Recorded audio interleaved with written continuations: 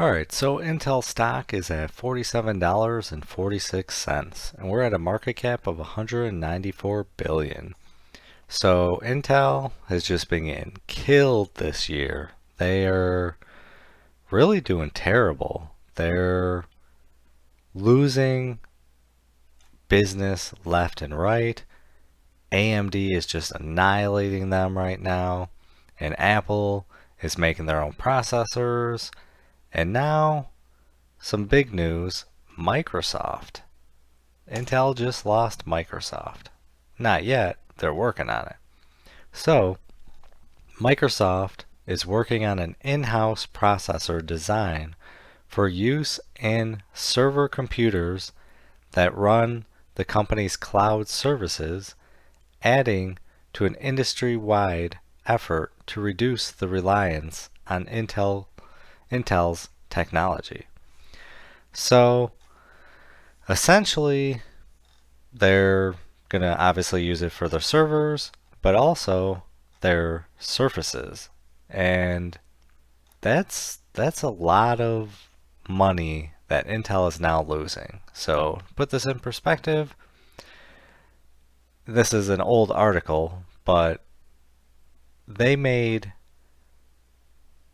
32 billion from sales with a profit of 8.4 billion just in surface sales. So you might not think they're selling a ton of surfaces, but they're earning great money. They're selling quite a bit.